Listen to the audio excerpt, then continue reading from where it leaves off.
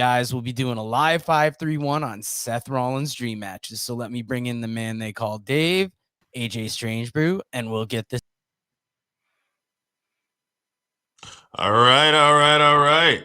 That's right. We're going to kick this off right away because AJ's got a little deadline to get this. I want to make sure we get to 5-3-1 first and foremost. AJ, top 5 Seth Rollins Dream Matches. He's one of the best performers in the world right now.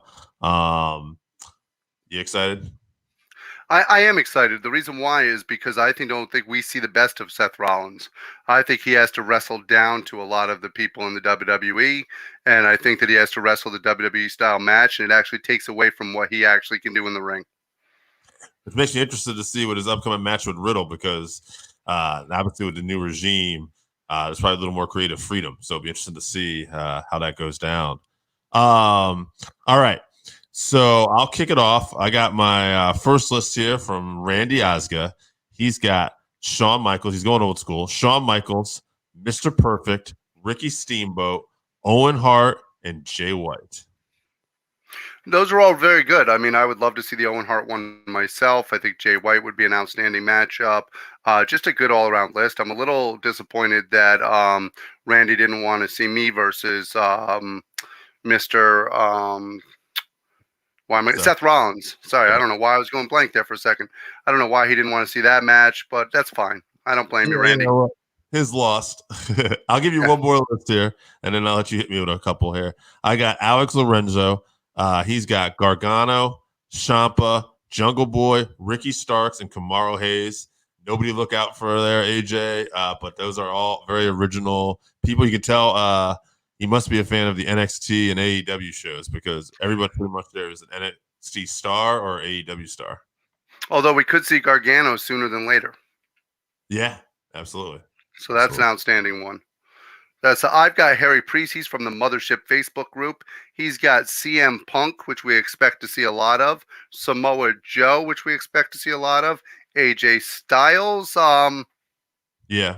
See some AJ. Yeah, what a dream match that would be. I'm sure they've never wrestled whatsoever. And then Dax Harwood and Jeff Jarrett, and you're damn right, Randy Osga. Iron Man match. Let's get this done. I would prefer Hell in a Cell. I think his cardio is a little bit better than mine, but I think Hell in a Cell would really bring out the best in me.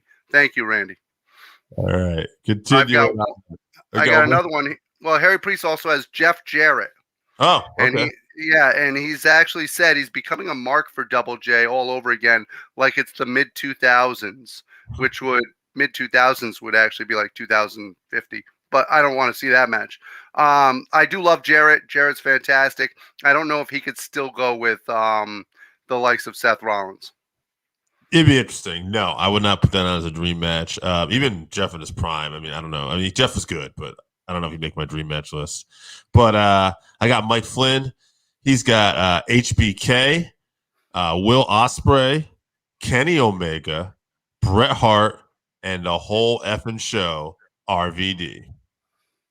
Oh, that's a good one right there. I like to see Bret Hart show up on there. I think that Bret Hart's one that we're going to end up seeing a good amount of, even though he's not one of our ones to watch, just because people have such fond memories of Bret. But I think that would be an interesting match. I agree.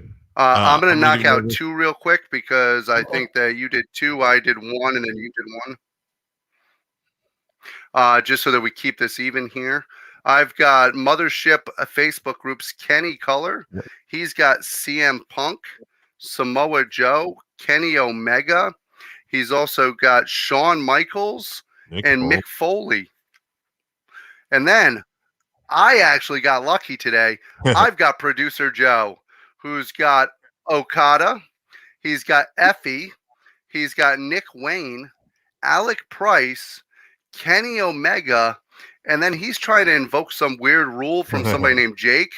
Hiromu Takahashi. Hiromu Takahashi, yes. Sure, we'll go with that. I actually like his list because he's got Effie on there. I'm a big fan of Effie, so he popped me with that one a little bit. I think Okada would be a great matchup for anyone. Nick Wayne would be interesting just because it would take us back more towards the Tyler Black style of Seth Rollins. And then Alec Price is a good matchup for anyone. All right. And I'm going to, speaking of Jake Rule, I got the man himself, Jake St. John. He's got Adam Cole, baby. He's got Bryan Danielson. He'll kick your fucking head off. Kenny Omega. Keep an eye on that one. Kachuska Okada. Jay White. And the Jake Rule, always in effect for Jake. Minoru Suzuki. Now, we have never seen Bryan Danielson versus Seth Rollins, but is it possible that at some point that we did see Daniel Bryan versus Seth Rollins? We might have even seen Bryan Danielson and Tyler Black at one point. Yeah, that's yeah. So some of these dream matches are a little bit undreamy, but that's fine. That's fine. Let me keep it up here with Zach St. John, Mrs. St. John's favorite baby boy. He's got Will Ospreay, Kenny Omega. He's got Kota Ibushi, Tanahashi, and Eddie Guerrero. And actually, he said, you know what?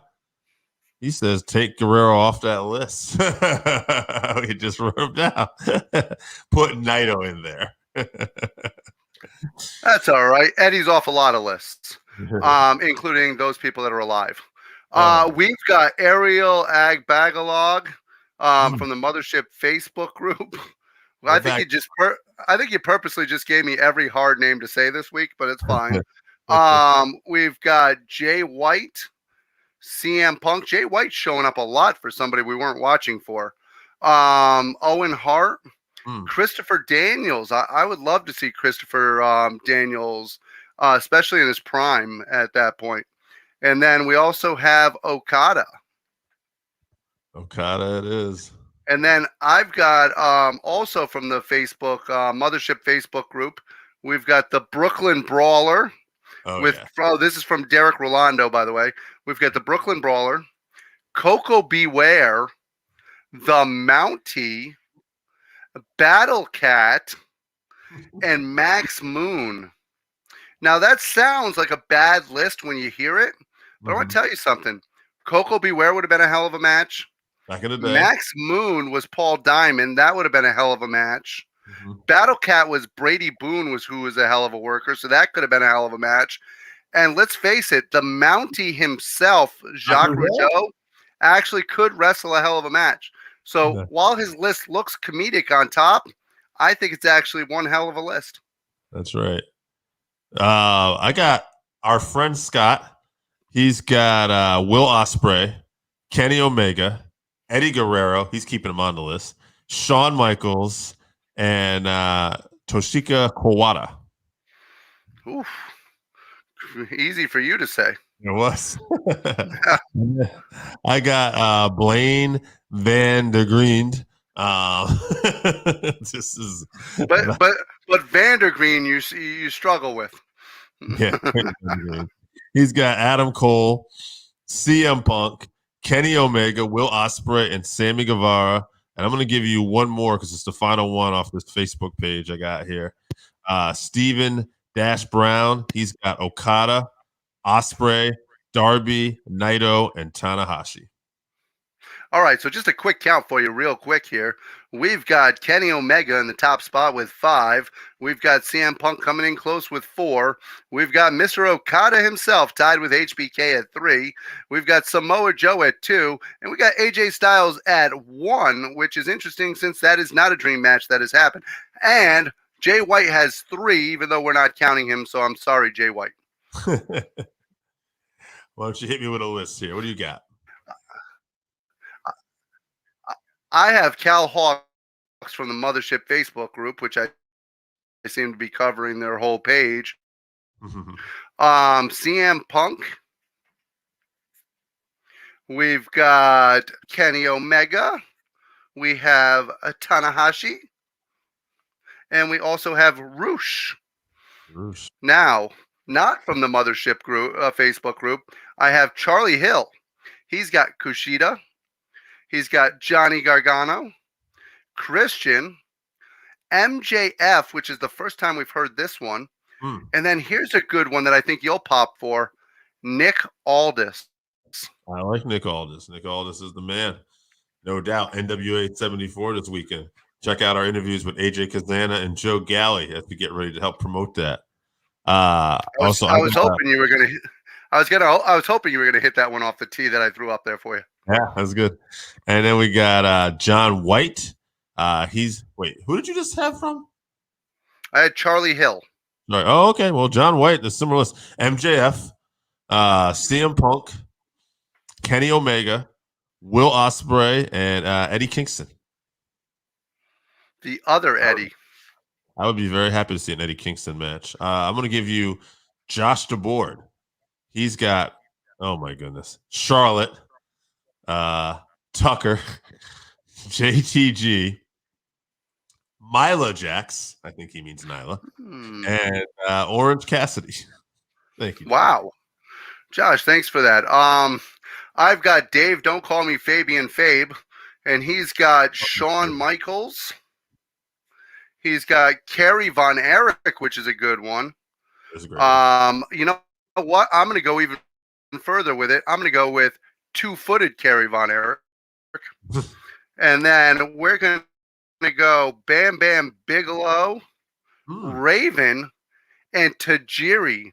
Now, that's a pretty interesting list. I like that he put Kerry in there. I like the Raven. That'd be kind of interesting to see him versus Raven, their personalities. And then Tajiri could wrestle with anyone. I like it. How many more lists you got? I have 1, 2, 3, 4, 5 plus mine. All right. So why don't 6. you give me 2 more because I'm running. No.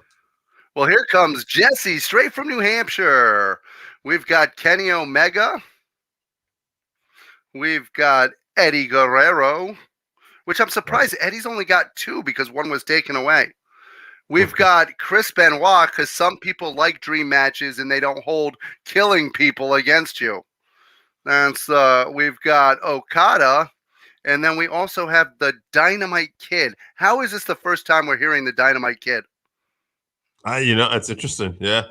Jesse from New Hampshire, he's going to bring you guys like Chris Benoit and Dynamite Kid. That's what he's all about. Dude, I don't care what Joe says about him being a hick.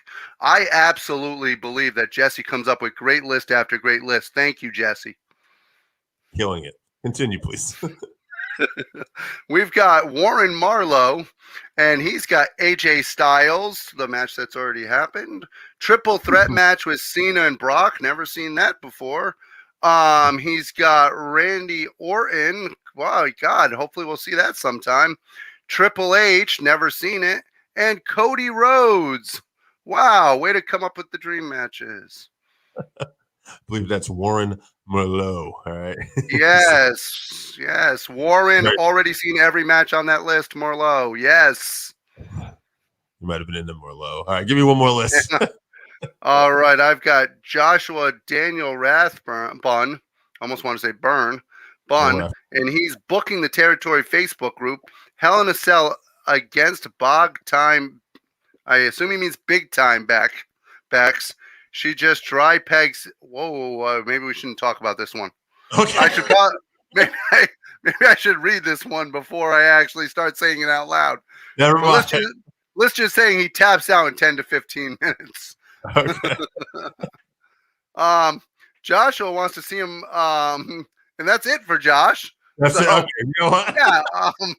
We'll move on. I got Ian Patrick McCord from the Working Fans podcast Nation of Domination Facebook group. He's gonna bring some old school shit here. He's got Tank Abbott, Mark Jinjak, Shannon Moore, Weed Man. I don't know why that makes it so funny because I don't even know who Weed Man is. I remember Weed Man, but oh god, Bill Alfonso. Fuck these guys. All right. Well, keep going. Okay. Friend of the show, Pat Oates.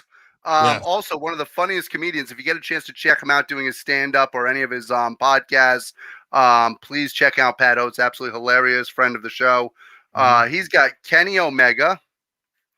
I can't believe this is the first time we're hearing this. Josh Alexander, Ray Phoenix, Okada, and the one and only Adam Cole, baby. That is interesting. We never got Cole. Yeah, Yeah. it's kind of an interesting thing that we haven't seen yet. You want me to go one more? How many more you got? I've got 3, including myself. I got 2 more. Yeah, give me one more, and then I'll. All right. So we've got Dennis Cool 009. I assume he's some kind of secret agent from England. And then we've got Sammy Guevara, Orange Cassidy, Nick Jackson. Number 4 pick is one of the Lucha Brothers. He's not being specific, but hey. And then we also have Darby Allin. Darby Allin, very good. A lot of this list coming from YouTube this week too. I have a YouTube list right here myself. Rachel Fishman. I can't believe we got a woman. Wow.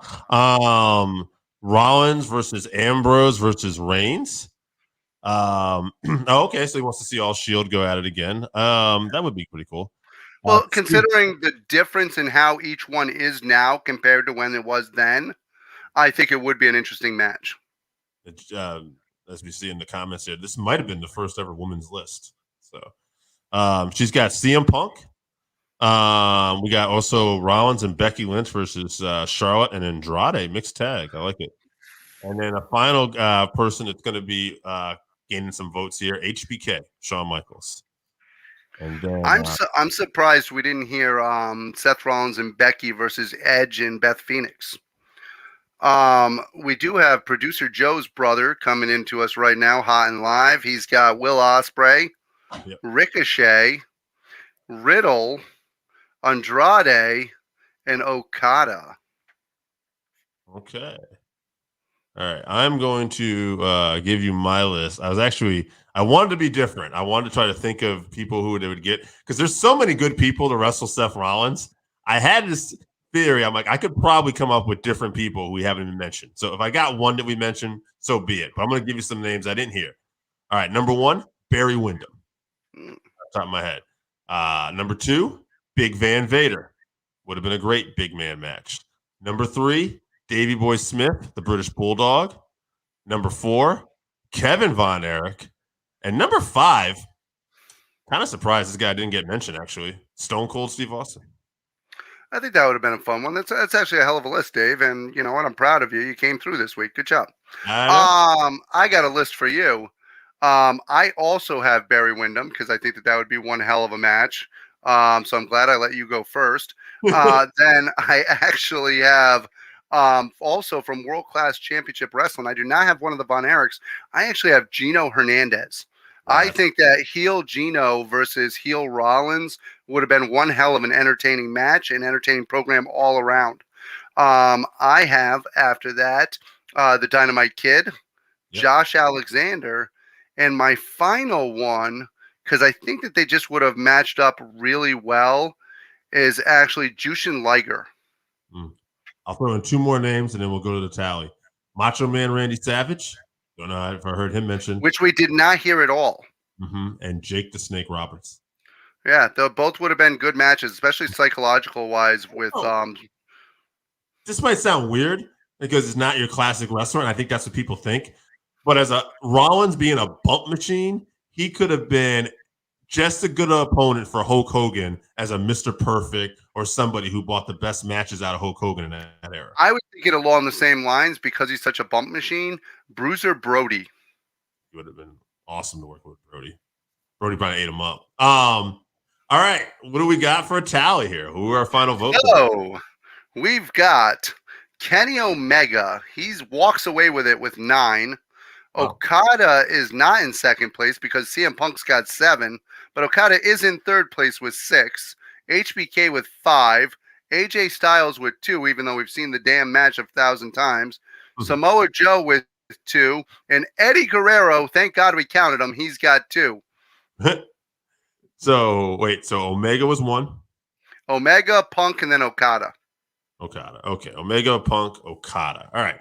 So out of those 3 people, I assume that when we talk about this, we talk about people at their best. We're not talking about the Omega we've seen recently. We're not talking about whatever the hell version of CM Punk this is we're watching.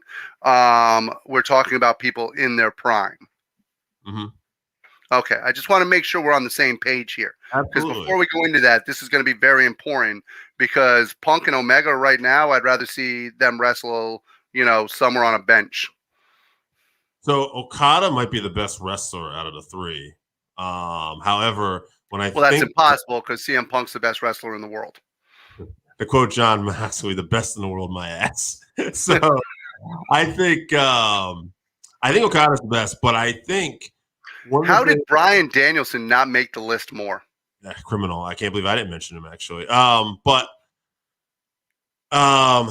right. So I think what I'm trying to say is I think Okada's the best wrestler in the world out of this group. However, and that's close, but I think he is. However, when I think of matches and dream matches, one of the things, go back to WrestleMania 18, Hogan and Rock, the atmosphere of that crowd, it would be electric. But I think if you're looking at like crowd atmosphere, you got to be looking at Kenny Omega or CM Punk. And I think the crowd would be a little more hot. And I'm assuming the match would take place in the States. So, I was going to say, unless it's at the Tokyo Dome, and then you have a chance. So I would say I would put Okada at 3. And then out of these two, I just think there's a bigger story with Punk. See, I think I'm going to surprise you with mine. I lean towards Omega, and the reason why is Omega and Rollins have gone back and forth on Twitter at different times about who's actually the better wrestler and who's the best in the world between the two of them. So I think it would be fun, kind of interesting and fascinating. And I think the reaction we would get from, first of all, Omega being in the WWE or from Rollins being in AEW, if it's the first time and they're going face to face for the first time, you might get one hell of a reaction either way. Now, I'm not saying you won't get that reaction with Punk. Obviously, Punk's return to the WWE would be huge. But to me, Omega would be a hell of a match with Seth Rollins. Before we get out of here, do you ever see Punk? Well, we're going to go to the next segment. But before we do you see Punk ever back in WWE? I feel like he's one of the few guys there's less of a chance with Triple H in charge. Yeah, because his problems actually stemmed a little bit from Triple H. Yeah. So there's actually less chance of him going back, which is interesting because it seems like he's in a dicey situation in AEW again. I don't know if you saw what Brian Road Dogg James said this week, but he just said, that's weird. Punk's having troubles with The Office again? That's shocking. Yeah, well, we'll see what happens. Well, I'm going to say this week, the fans voted for Omega. You ended up voting for Omega, so we'll give it to Kenny Omega. He'll be the number one dream opponent for Seth Rollins, and there you have it. And we are going to continue on with the show now and bring in producer Joe as we talk this PWI insider poll that we started on last week. I've been looking forward to this all week. Did you just give it to Omega because you didn't want to have to pronounce Kazuchika Okada? I would have never pronounced that because I would have just kept calling him Okada. All right, well, let's pick back up with the 2022 Readers Poll. It's the November issue of Pro Wrestling Illustrated. Question 11, who is the next breakout star of Impact Wrestling? Who would you guys pick? Well, I mean, so that's interesting. So breakout in Impact Wrestling, I mean, Josh Alexander is already the man. But I feel like Josh Alexander might be the next breakout star in like WWE or AEW because this is just dealing with Impact. So Impact in general, okay, yeah, all right. Masha Slamovich. I like that one. I'll go Speedball Mike Bailey. Oh, that's a good one too. Ace Austin got 13% of the votes. Mike Bailey got 12% of the votes. Jordan Grace got 8%, and others totaled 47%, with Masha Slamovich, Giselle Shaw, and Chris Bay being amongst the names in the others. The thing with Ace Austin. Sorry, Ace Austin. I want to say Ace Steel because we saw him this week with Punk. With Ace Austin is he's already a breakout star. I consider him already a star in the Impact, and I think he's already doing awesome things.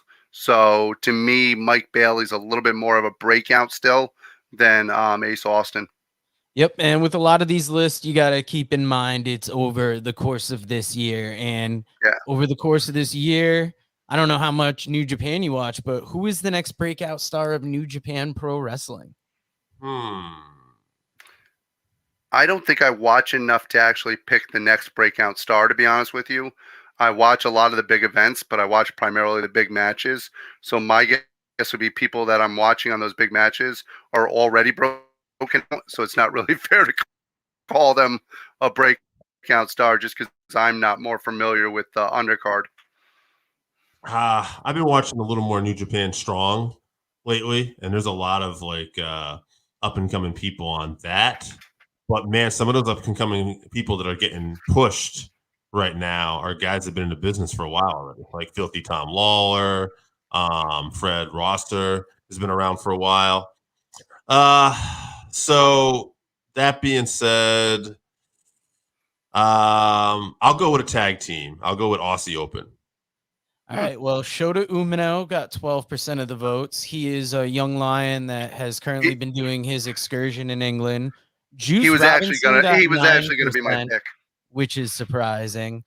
Jay White got 7%. Clark Connors got 7%. Okay. And others got 65%, including Francesco Akira, David Finley, and Alex Zane. Okay, so by breakout star, they mean guys who have already held their top titles. Well, I don't think this poll, like, I don't know if the readers are as familiar with New Japan because Ren Narita is nowhere on this list. You've got Clark Connors, but no Alex Coughlin. Clark Connors, he was on the AEW pay-per-view with New Japan. He made a great showing in that. Shoto's been doing stuff with Moxley in the past, dude. Those were good picks. As soon as you said them, I'm like, oh, okay. But yeah, Jay White and Juice Robinson too, who's had like the major secondary titles. These two stars are already broken out. Yeah. But that's one of the reasons why. That's one of the reasons I didn't want to say someone was because I didn't want to pick someone who's already a star there and be like, oh crap, that's not a breakout star. Well, question 13, who is the breakout star of the American independence right now? Interesting. By independence, would a company like NWA Power be considered an independent? I don't. I think they would be borderline, but you kind of thinking more of your Beyonds, your Limitless, your GCW, JCW, Defy, APW. He's so young and he's already making waves. Nick Wayne. That's a great pick. Well, Trish Adora got 8% of the vote. She's been fantastic. Nick Wayne got 7%. Alec Price got 6%. Effie got 6%. And others got 73%. Other vote getters being Tony Deppen, Tootie Lynn, and Willow Nightingale. Now, this is going to be See, my trouble with this is Effie's definitely somebody who I would have. No, I was just going to say borderline now, whether or not to even consider. To me, GCW is just as borderline as NWA. That's a good point. Now, on a weekly basis, how much pro wrestling do you typically watch? Oh, man. All right. So I keep up with Raw, SmackDown, and Dynamite. We'll say we fast forward to some commercials. Woo! And then I still make sure to keep up with Impact, NWA Power. We'll call it 8 hours. I still watch NXT UK. I still watch oh God, man. Progress I watch freaking I'm trying to say like on a consistent weekly basis though. I think I'd say 8 to 12. So let's go 10. Probably 10 hours. Well, look at it like this, because you've got 2 hours. Because you've got 2 hours between Dynamite, 2 hours. You've got 2 hours for NXT, that's 4 hours. 2 hours for SmackDown, that's 6 hours. 1 hour of Rampage, that's 7 hours. 3 hours of Raw, that's 10 hours. And then whatever else you watch during the course of the week. I'm going to say I watched 12 hours of wrestling. Yeah. All right. Well, 4 to 6 hours got 28% of the votes. 7 to 10 hours got 24% of the votes. 1 to 3 hours got 16% of the votes. More than 15 hours got 18% of the votes, and other got 14%. So we're falling into what about a quarter of the readers of PWI watch. I wonder how many people are even being honest, want to actually say, yeah, I watched 20 hours. We're like, nah, I watched about 4. Yeah. Now I can tell you that my definition is, as my wife says, I watch too much wrestling during the course of the week is her time. Probably the expletives that are used in that too. Yes. I know, according to her, he also podcasts way too much. Way too much with the one show that I do. Next, you're on 2. We got you on the More Perfect Union now. I cannot wait till my next time on there. I am chomping at the bit. Now, which of the following weekly programs do you typically watch? And then it just said, like, check all that apply. So, I mean, we kind of went through everything we watch. AEW Dynamite got 80% of the vote. SmackDown, 59%. Raw, 57%. NXT, 46%. Impact Wrestling, 37%. And AEW Dark, 29%. Now, having looked at the numbers, this is not representative of viewers on the whole, because but what's interesting, SmackDown has a runaway lead. Raw's right behind. Dynamite's in 3rd.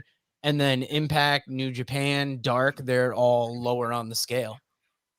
The best part is after hearing that, I just realized we probably watched closer to 15 hours because of Impact. Yeah. Now, Dynamite I thought you said Dynamite had the lead in that. Dynamite had the runaway lead in this poll. So what I find interesting about that, and maybe a little surprising, is that Dynamite was so far, not that they're so far ahead, because the PW Insider people are probably going to be a more hardcore fan base. What I thought was interesting was WWE was 2 and 3 commandingly, whereas you think that group of fans, you'd probably see Impact, New Japan, NWA a little higher. But the reality is most of these people are still watching the top main shows in the United States. The problem is New Japan and Impact are still harder to find. So even your hardcore fans are still going to watch something that's easier to find on their dial. It'll be interesting to see the age of most of these people too. I wonder, like, if they're older or if they're younger and still finding streaming. I'd be curious. Yeah. Now, next question: on a weekly basis, which promotion do you think offers the best in-ring action / match quality? Okay. To me, it's still AEW Dynamite. Because at any given time, you're going to see Daniel Garcia, Bryan Danielson, such high quality, the Lucha Brothers. I mean, there's so much that you're going to see on any given week. Whereas WWE, even though they've improved, are still 1 or 2 guys that are really carrying the quality of the wrestling. Not even just that, too. It's just that I feel like WWE is in the stride of putting on a good show. Like, we're making these products. Like, I'm enjoying the shows more. Actually, take a quick break here just for 1 second. So how cool is it? Okay, Friday night SmackDown. The next day, I'm talking to AJ, and we're talking, man, did you see that 5-way match? Sami Zayn was fucking insane during that thing. I can't wait for Sheamus versus Walter. That was a great match, and we're talking about something. Monday comes along. You see Johnny Gargano came back? Holy shit. I like the video package these guys are doing. This is great. Wednesday comes along. We're talking about Moxley and CM Punk. Wrestling as a whole has just been pretty fucking good lately. We haven't talked about wrestling with this much fun and passion, especially when it comes to WWE, since the Monday Night Wars. I have recently been looking forward to Raw. Like, a kid at work would ask me, "You watching Raw?" And I'm like, "I'll catch the replay." Now it's like, "Oh, did you catch the replay?" I'm like, "Nah, I watched the whole show this morning." It's just been that good to check out. There was a while when I was watching about 9 hours of wrestling a week because I was watching 5 minutes of Raw. Right. Now, getting back to the question, I'm going to argue that MLW gives some of the best in-ring action / match quality. AEW's up there. New Japan's good, but the poll says AEW 60%, New Japan 11%, WWE tied with New Japan at 11%, Impact at 6%, and others at 12%. And the reason why is because while we'll agree with you that the quality of wrestling in MLW is phenomenal, I'm going to go back to telling you once again, people are lazy, and if they can't find you easily, they're going to go to what they can find. Yeah. You can actually find MLW on YouTube, where you can also find New Heights Wrestling that Dave and I do a little commentary for. We got a big card coming up at you. Lindsay Snow, the American Kaiju, makes her first appearance in New Heights Wrestling. We have a big tag title match and a heavyweight title match a year in the making.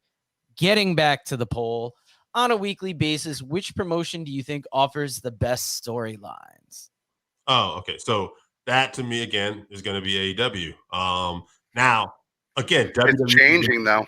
It's changing, right? Like we talked about it. Like there's been more build for Clash at the Castle than there has it All Out. Like we still technically don't know the main event for AEW All Out, as we're like 10 days away. The continuity for AEW has started struggling, whereas WWE, for the first time in decades, their continuity is on fire. Although I will say Loomis return, the way they pulled that off the first night without even saying anything about it and everything being in the background of a shot, that is some of the most powerful storytelling I've seen from WWE in a while. Not only that, if you want to look at continuity, they still went this week to NXT so that he could see Indy. They could tie up that storyline. He gave her the note that said he has to leave, and then he got arrested for the kidnapping outside the doors on NXT. So they still carried over the same storyline from Raw and actually tied it all in together. It's also nice to not beating you over the head with it too. There's been subtleties of this stuff where you have to pay attention. I never would have thought that we would have closed out 2022 talking so well about Raw and being so excited about it. Now, the readers, 56% said AEW had the best storylines, WWE 20%, Impact 11%, others 13%. I'm going to be interested to see what the 2023 readers poll says and how high WWE jumps when you get like 2, 4, 6 months of this new storytelling. Yeah, it's going to be all about how they grow the lines. As long as they keep the continuity that they're doing right now and they continue to have the growth, it should be an interesting year. Next question. Which of the following streaming services do you subscribe to? And this is another check all that apply. Peacock, New Japan Strong, NWA Power. I have them too. So it would just be those three because AEW doesn't have a streaming platform. No, but I have Progress. I've got I do the independent wrestling. IWTV. IWTV. I have Peacock. Have you signed up for Pro Wrestling TV yet so you can watch Control Your Narrative? I have not, but I will sign up for that today because I do want to watch Control Your Narrative. Now, I mean, the results are pretty much what Dave said. Peacock, 68% of the votes. New Japan World, 24% of the votes. NWA Power on Fight, 19%. IWTV, 15%. Impact Plus, 15%. None, 14%. I'm a little surprised that Fight in itself wasn't mentioned. I subscribe to Wrestle Universe, where you can get Tokyo Joshi Pro, DDT, and Pro Wrestling Noah. That's not a big one. All Japan has a streaming service that, I mean, they haven't been hot since Dory Funk was old. So, Dory Funk Jr.'s book just recently came out. You don't have to subscribe to Fight though. Like Fight's free. If you want to just log on, you can watch. Oh, that's true. So maybe the NWA Power within Fight. That makes sense. Yeah, and we'd be happy to talk about the Dory Funk book, but first he's got to actually give us some money. Now, I am impressed, though, that the nuns are doing as well as they are. I did not think the Pope would give them a streaming service. To see them at 14%, good for you, nuns. Now, in general, do you watch your favorite wrestling programs live or after the fact? After the fact. I watch them live after the fact. It's just... I don't have the time usually. So. Yeah. So I usually start streaming in the second hour of something, and then I am right on time usually by the time I get to the end of it. So let's say we're watching Raw. Halfway through, I'll start watching it. All right. The readers said live as they air, 22%. Later at my convenience, 25%. and then a mix of the two, 53%. I've heard the guys at Post Wrestling wait till the show starts. I think that way so they can fast forward through commercials. Now, the next question, in general, do you think there's too much televised wrestling to keep up with in a given week? Yes. Oh, yeah. Way too much. Yes, absolutely. I love that wrestling's gotten better, but you know what would make it even better? Less of it, because there's just too much. Well, Dave, the readers of PWI say get fucked because no, I can't get enough. Got 58% of the votes. You're fucking savages. You're all in your 20s. You got to have part-time jobs and the free time to watch this shit. Yes, I'm overwhelmed, 37%. That's the old man crew voting there. And not interested, 5%. I'm trying to figure out how I'm going to watch this all when I move in with my family and the new 5 kids. I feel like I'm going to be like watching it on my phone next day in a bubble, like having to fast forward to most of it. Like, I only got 10 minutes. Ollie's knocking at the door. I got to go. Don't forget, you always got the bread truck, brother. Yeah, as long as I keep that going. Oh, that's true. Now, last question of the day, because we got to get AJ out of here. He's got to hit the clinic. In the last 12 months, have you purchased a pay-per-view or live stream? Yes. 75% said yes. 25% said no. And that brings us to the end of this week's section of the readers poll. Obviously, this poll is fucked because these numbers don't seem to, in the case of what people are watching, they don't seem to reflect reality. And then we saw those fucked up numbers at the beginning of the poll. So it's interesting to get this feedback, but I wonder if there's a more accurate way to do it. Yeah, I mean, I don't know, but at the end of the day, I mean, it's just when you do polls like this, your answers are going to be all over the board, I think, right now. So, yeah. Now, Dave, why don't you tell them what we got coming up next week?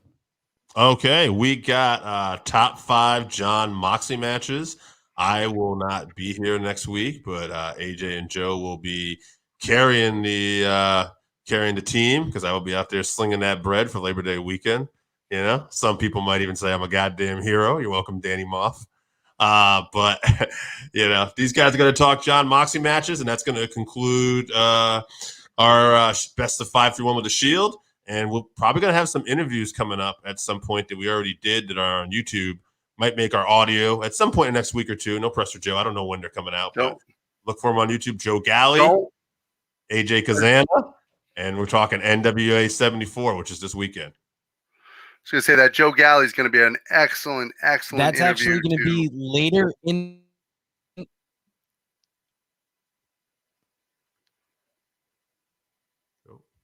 The audio for those is going to be later in this episode, actually. Nice. Awesome. So that's going to be fantastic. So there you go. All right, people. Anything else you want to say, Joe? Nice. Now, AJ, we're going to let you go here. Have a good week. And Dave, did you want to talk a little NWA 74 ahead of the show? Absolutely.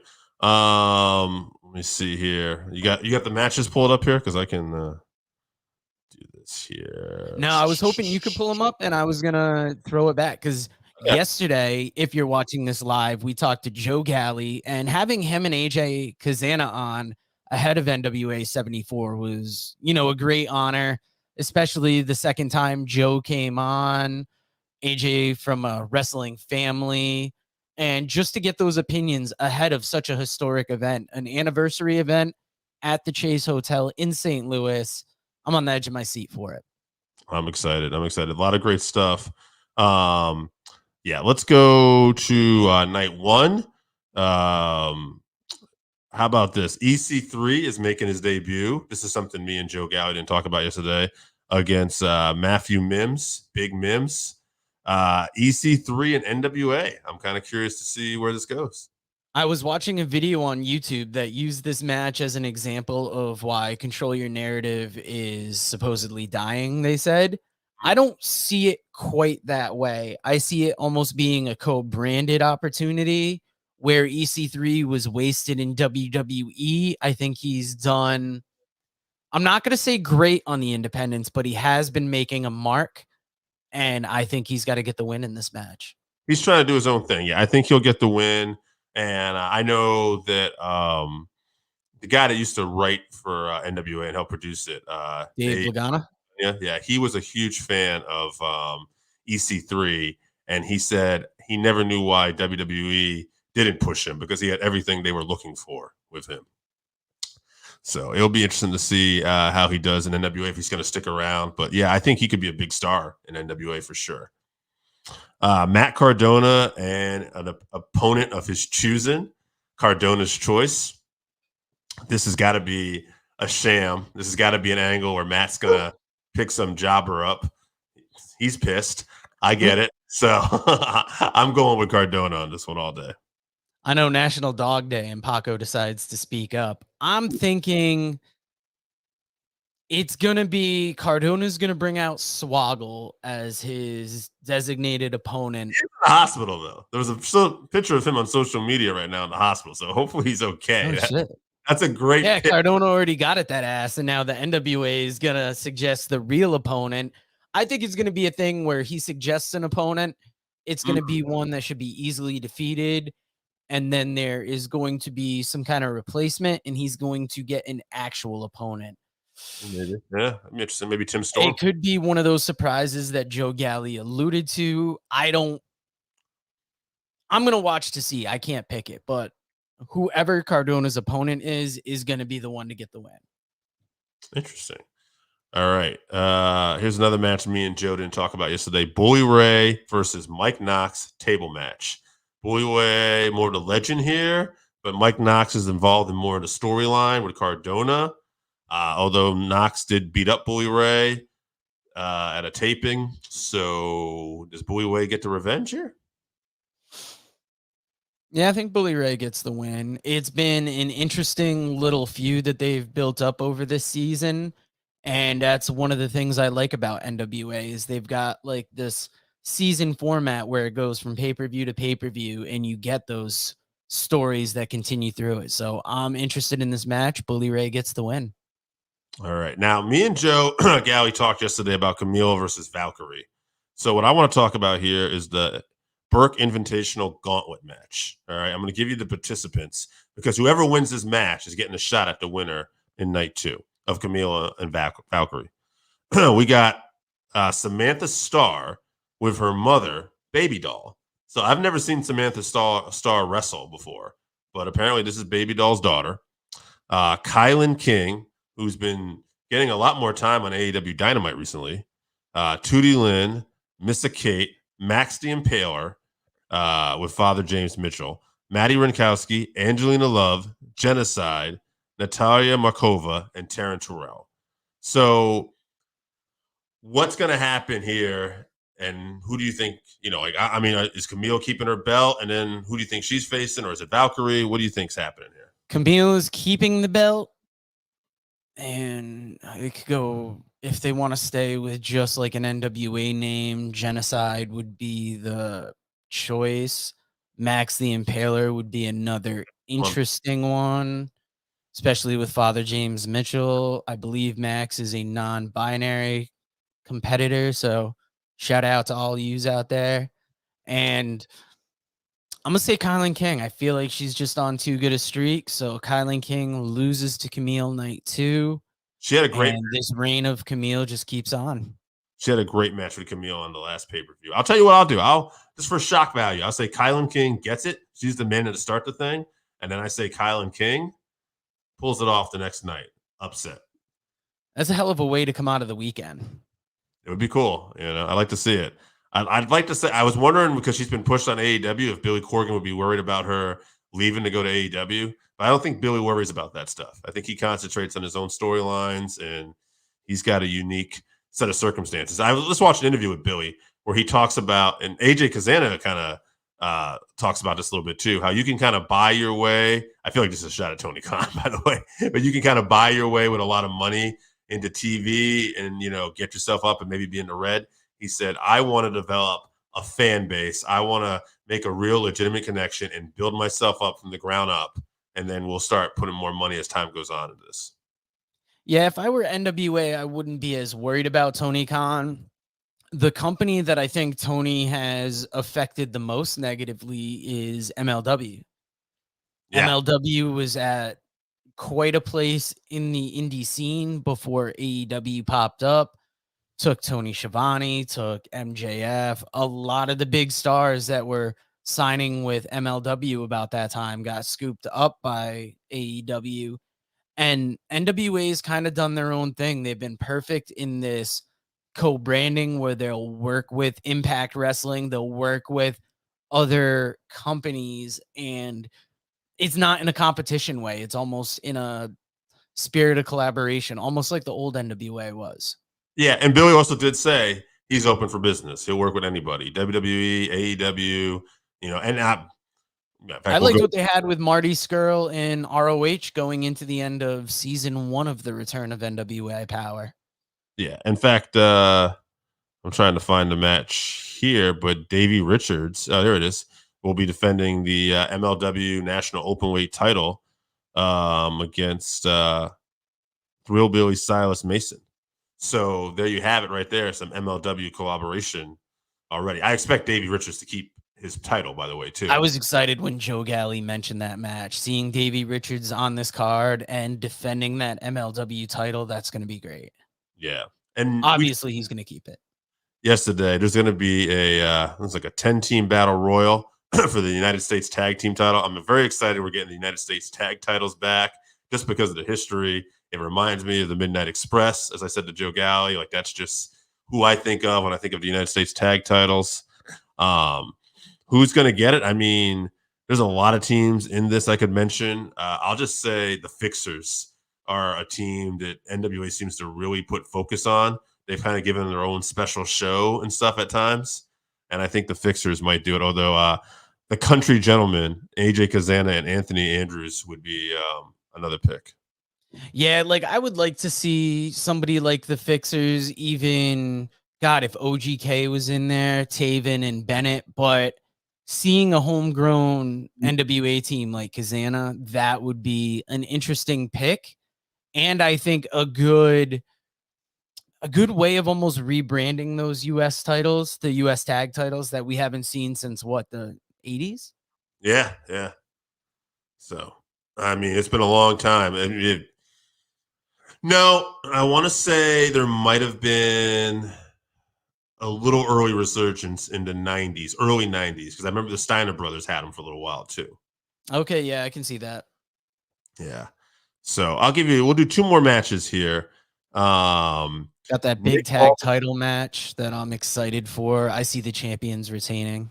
Yeah, I was going to say, that was one of the ones we talked about, Joe Galley. Fine interview, people. Nick Aldis versus Flip Gordon. Here's one we didn't talk about. What do you think?